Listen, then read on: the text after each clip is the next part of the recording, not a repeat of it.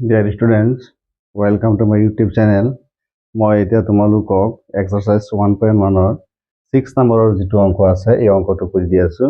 ইয়াত দিয়া আছে হিমাদ্ৰীয়ে 625টা ভাৰতীয় আৰু 325টা আন্তঃৰাষ্ট্ৰীয় ডাক টিকট সংগ্ৰহ কৰিলে।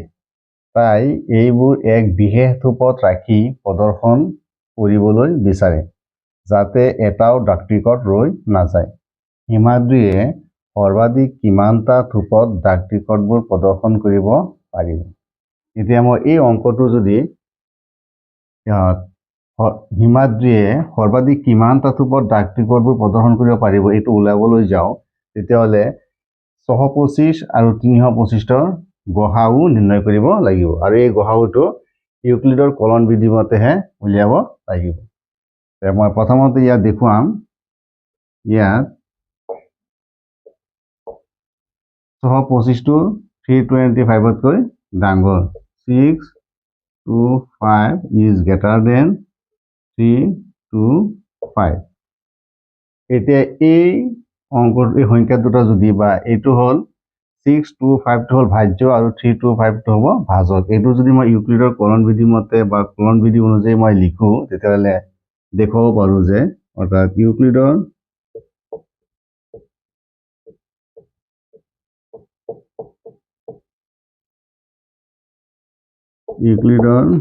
কলন বিধি অনুযায়ী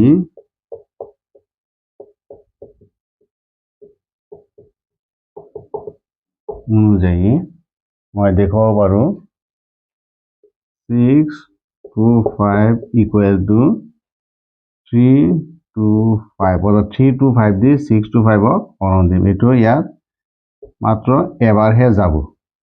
যদি এবাৰ যায় ইয়াত দেখুৱাব পাৰো 6 to 5 যদি মই 3 to 5 দি হৰণ দিওঁ এবাৰ যাব, ইয়াত থাকিব 3 to 5, বাকি থাকিব 0 0, ইয়াত থাকিব 300 প্লাস 300। এতিয়া মই 3 to 5 300 হৰণ দিম,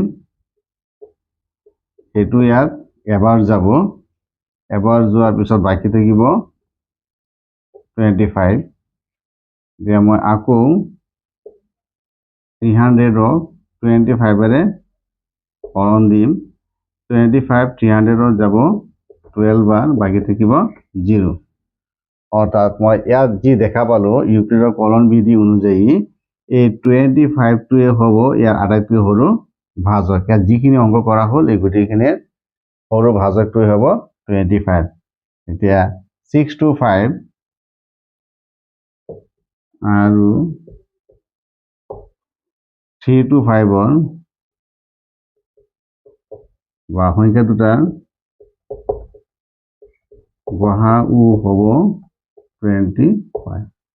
অৰ্থাৎ হিমাদ্ৰীয়ে সৰ্বাধিক 25টা থোপত ডাক টিকটবোৰ প্ৰদৰ্শন কৰিব পাৰিব। অৰ্থাৎ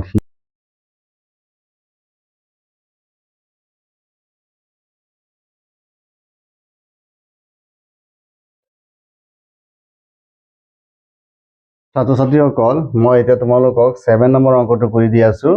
ইয়াত দিয়া আছে দুডাল ৰছীৰ দৈৰ্ঘ্য ক্ৰমে 64 সেন্টিমিটাৰ আৰু 80 সেন্টিমিটাৰ। দুয়োডালৰ পৰা সমান দৈৰ্ঘ্যৰ টুকুৰা কাটি উলিয়াব লাগে।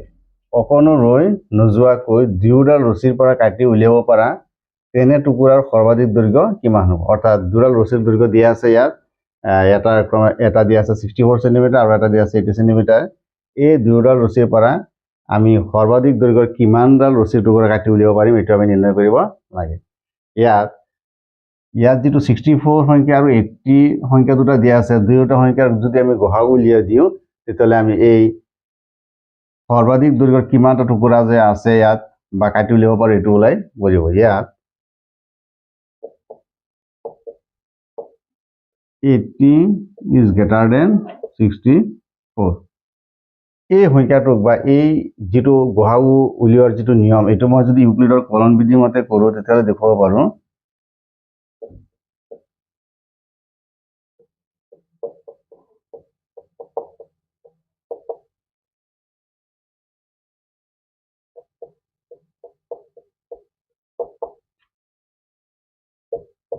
ইউক্লিডৰ কলন বিধি মতে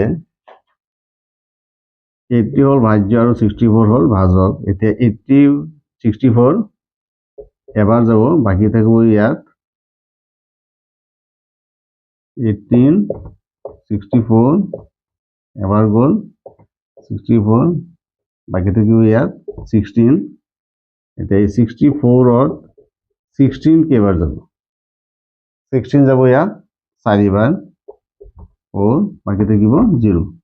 অৰ্থাৎ আমি ইয়াত যি দুটা শাৰী পালো, ইয়াত দেখা পালো 16টো আটাইতকৈ সৰু ভাজক। গতিকে 64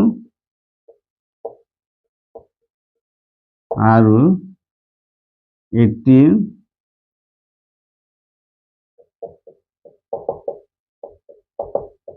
গসাউ হ'ব 16। অৰ্থাৎ এই দুয়োডাল ৰছীৰ পৰা অকণো ৰৈ নোযোৱাকৈ কাটি উলিয়াব পৰা তেনে টুকুৰাৰ সৰ্বাধিক দৈৰ্ঘ্য হ'ব কাটি উলিয়াব পৰা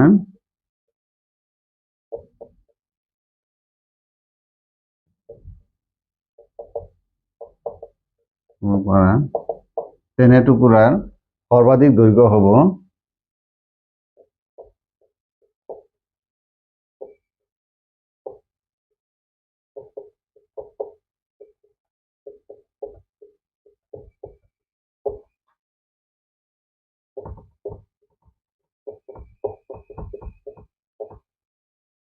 16 সেন্টিমিটাৰ হ'ব।